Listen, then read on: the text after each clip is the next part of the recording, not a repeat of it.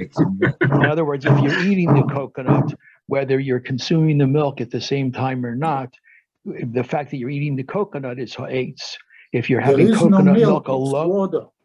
if you're having the coconut milk alone, that's a shahakol. Right. So my question would be, if you put a straw into the coconut and you just drink it, but you're not actually eating the coconut because You're just drinking the milk, the water, just drinking the water. What do you think from that, David? What would you think that means? That would be a shahakol because it's the coconut milk alone. Just the milk. Yeah. Right. But it's not milk unless yet, you would say there water. are pieces, that end up in that liquid that maybe that you'd end up eating with it. I don't know. He doesn't differentiate. I guess you're saying right. Okay. All right. So that's Yeah, but what about coconut oil? How's that? That's also hates. I mean, so I don't think that the oils of any of the other the vegetable oils or fruit oils would retain their original bracha. You know what I mean? Only olive oil do we say that it has this uniqueness that it would, it's improved. This is an improved version of the olive, but I don't know that we would say that about any of the other oils, and they would probably be shahakol. Okay, let's. So we're talking about the caper berry here. The Gemara is going to talk about capers, not just caper berries, caper and caper berries. And the caper, the shell that the caper berry What do you call caper in Hebrew? comes out of. So the term in the Gemara for caper is slav. Slav is the term. Here the Gemara says, "V'chol heicha." Let me tell you where we're holding. V'chol heicha. We are about 25 lines up from the bottom, and maybe 30 even. 25 or 30 lines up from the bottom. The middle of the line, it says, "V'chol heicha deleinati inshi adaita dahachi." In any time that people don't plant a tree, having something in mind, having the certain secondary product in mind, we don't recite the special bracha, the specific bracha for it. And instead, we just recite a shahakol, like Shmuel said regarding the shoots from the palm tree. Shmuel said it's shahakol, and we explained that it's different than a radish because you don't plant it with that intent to eat the shoots of the palm tree. So the Gemara asks, so is that true that whenever we don't have that intent, it's not the main purpose, so we don't recite a brach on it? What about caper? Hare slaf. What about the caper bush? The nati inshi adaita the pircha. People have in mind when they plant it to eat the caper berries. And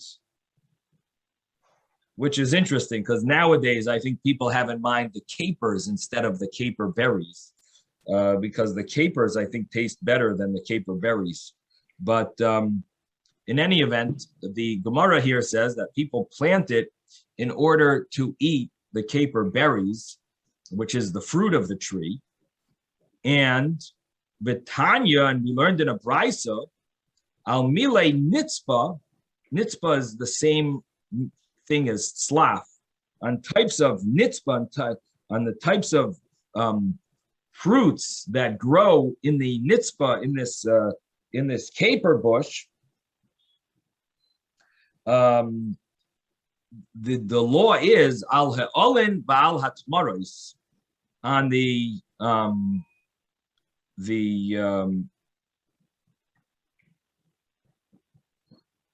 olin, the leaves, and on the tamaros, which are these capers. So on both of these, what would the bracha be? You say omer ber pri ha'adama. You would recite creates the fruits from the ground, because this is not the fruit of the caper bush. This is the secondary product.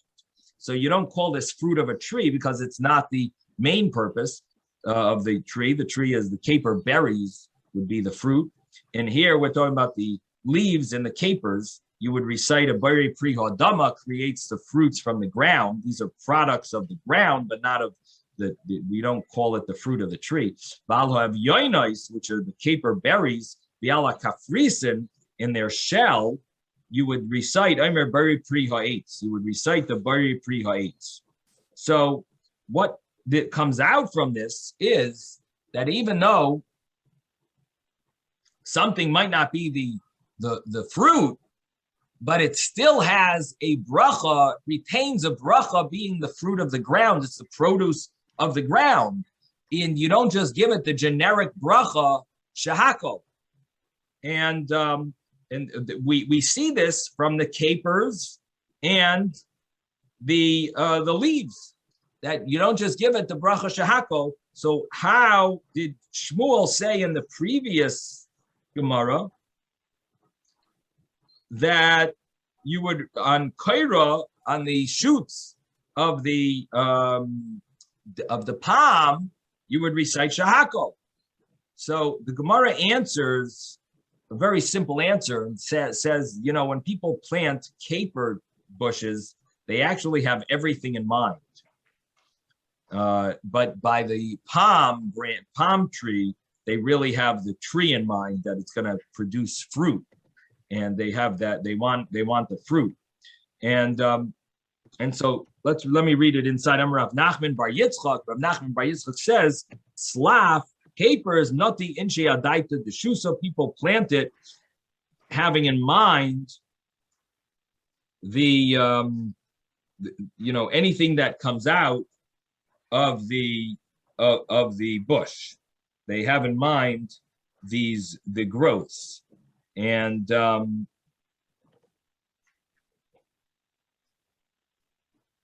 they have in mind to eat the leaves, the capers, and dikla, but the palm tree,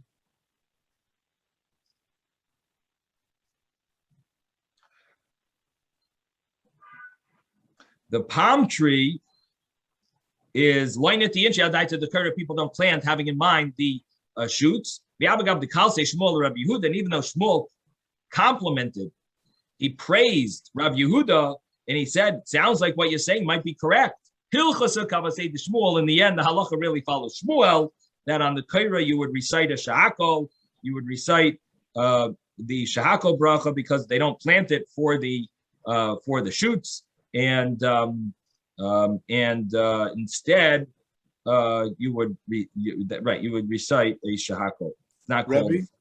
Yes. They have, I'm just reading from Food Network, capers versus caper berries.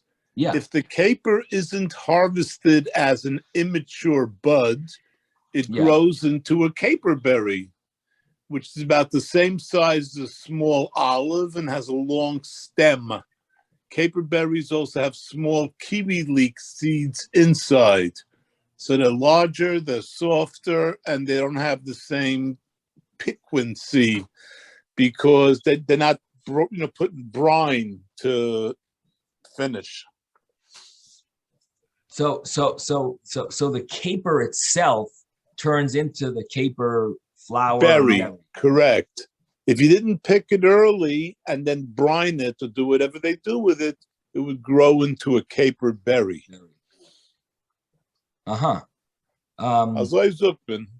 Right. Okay. All right. So what comes out is that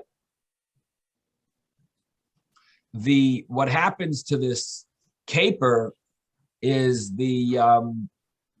is the outer shell, it ends up breaking apart and a flower comes out of it. And ultimately the outer shell falls off. And now the Gemara here is talking about reciting a bracha on those kafrisen, on the outer shell. And that shell falls off before the caper berry is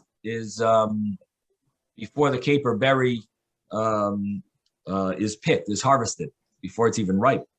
So we're going to soon see a little bit more about that. The Gemara is not finished. This is actually a very complicated Gemara because it now jumps into the laws of Meiser and the laws of Arla and the laws of Tumah. It jumps into three other areas of halacha. Again, we're dealing with capers and the caper bush. We're going to jump to the laws of Arla, which means the first 3 years of a fruit is slaf. Would one need to wait 3 years for all the products that come out of the slaf tree?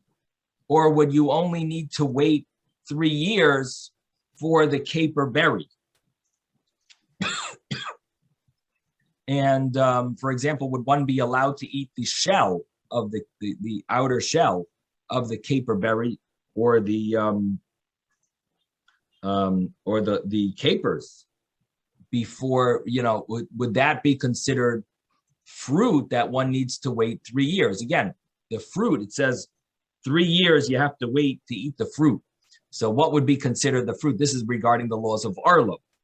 And so that's one. Now, we also have to keep in mind that the laws of Arla are divided between the land of Israel and outside of Israel. The land of Israel has more strict laws, the laws of Arla. And outside the land of Israel, there is a leniency that when there are different opinions in Israel and the laws of Arla in Israel, we are allowed to be lenient outside of Israel. Because outside of Israel, either because it's a rabbinic law outside of Israel, which our Gemara seems to follow that way of understanding, that outside of Israel, the laws of Arla are rabbinic, so we can be lenient. There is another way of understanding that the laws of Arla outside of Israel are not rabbinic. And according to that view, again, that's not our Gemara, but there is such a view. According to that view, they are still more lenient, even though it's biblical. The laws of Arla outside of Israel, even though they're biblical, and it's called a halacha l'maisha miSinai, according to that view. It's called a law given to Moses at Sinai, but nevertheless, that view would also hold that outside of Israel is lenient. And the reason for the leniency is because part of the halacha l'maisha miSinai, part of the rule about Arla, states inside that law that you can be lenient outside of Israel when it comes to arguments of Arla. In Israel, outside of Israel, you can be lenient. So in other words, that's part of the tradition, the halacha l'maisha miSinai, part of that tradition. But anyway, our Gemara is following the logic, the opinion that outside of Israel, the laws of Arla, the first 3 years of a tree, that you're not supposed to harvest the tree, you're not supposed to benefit from the fruits of the tree. You have to burn them, destroy them. So the fruits of the tree, it only applies to fruits. So our Gemara is going to be discussing, well, what are called the fruits. So let's begin. The Gemara says, Amar Rabbi Yehuda Amar Rav. Rabbi Yehuda says the name of Rav. Slaf shel Arla. The caper bush that's within its first 3 years from when it's planted. B'chutz la'aretz, when you're outside the land of Israel, and we're following the logic that outside of Israel is only rabbinic, and so that allows you to be lenient in certain scenarios, in questionable cases. So how strict do you have to be with regard to this caper bush that's within its first 3 years and it's not in Israel? So Zayrek Esra of Yainais, you throw away the actual fruits. The fruits you have to destroy. Hi, what's happening? I'm just in, Okay, the fruits you gotta get rid of. But you are allowed to eat the shell that's around the fruit, and that shell would be permissible because that's not called the fruit that you're not allowed to eat within the first 3 years, because the shell is considered separate in this scenario than the fruit. Again, it's different than an orange peel, or it's different than than other apple peel. The caper shell, if I'm not mistaken, it's the outer part of the flower of the caper fruit, and that actually, it falls off, it breaks apart, and and I think that's what we're talking about. The kafrisen, if I'm not mistaken, we're talking now. The best place to look up, if you want to know what we're talking about, I think would be the Steinsaltz. He probably has information, and Susan and David both have the Steinsaltz. So if they want to share with us something about the caper tree, they might have some good information. He's quite a scientist, the Rabbi Steinsaltz and his team. Yes, Susan. There's 3 pictures of this whole explanation. I mean, it's a complete that the outside part is soft when it first forms and you can eat it. The inside is hard when it matures. I mean, they show the flowers of the caper, they show the finished hard I mean, it's very interesting, and there's a explanation of when you're in Israel and when you're out of Israel. And there you go. Isaac has just shown us I don't know how to do that. These are called caper berries. Yeah, but I don't know how Isaac to do what he is just showing. did. That's the fruit. That's the final fruit. But the capers I don't know are actually much smaller. The capers are much smaller than the caper berries. And supposedly, people like capers a lot more than caper berries. Yeah. Anyway. But in any event, that's what you saw there that Isaac showed us is not I don't believe that's the shell that we're talking about. No, that's I believe the shell that we're talking about is the flower. Yes. And I tried to take a picture before. No, see, I can't. Let me just see. I tried to take a picture. Do that. I don't know how to do. No, that's not what we're looking at either. I don't know These how look like the capers. But in the Steinsaltz, it's 3 pictures. Yeah, those are the capers. But Explanation. here, let me just see something here. But I don't know how to do that. Pictures.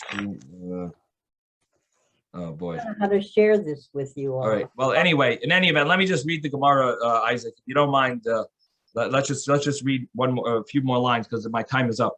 So you throw. So the law is outside of Israel. You are allowed to eat that shell, even though it's within the 3 years. It's orla, but you're allowed to eat it because it's not the fruit. Are you telling me that the fruit, only the caper berry is considered the fruit, but the actual the shell that's around it, that would be that's not called the fruit? Minu, and I'll ask you a contradiction. Al mine nitzpa, on the different types of products that grow from this caper bush. Al ha'alim balat marais imer bar priyadama. You would recite the bracha bar priyadama on the leaves and on the capers, because they're not called fruits of the tree. Balav yenis val kafrisen, but on the caper berries and on the kafrisen, the caper, the shell, you would recite the bracha bar priyates, which means that it is the fruit, part of the fruit. So if that's true, then why do you not have to keep the laws of Arla for the caper shell? And this is the question. Again, this is a question because we just learned that the caper shell, we just said you would recite the bar priyates on that bracha. This is the Gemara we just learned. And now the Gemara, we bring a case from the laws of Arla, which seems to contradict something that we learned here with regard to the laws of bracha. Again, we're comparing the laws of the bracha which the bracha needs it to be the fruit, in the laws of Arla also needs it to be the fruit in order to recite the specific blessing. And it doesn't seem to go, they don't seem to go hand in hand. The laws of Arla seem to contradict the laws of bracha. So we're going to talk more about this tomorrow, Mitzvah Hashem. Sei gesund, everyone. Thank you, and greetings again from Panama. Thank you, Bye-bye, Rabbi. everyone. Thank you, Rabbi. Bye-bye, everyone.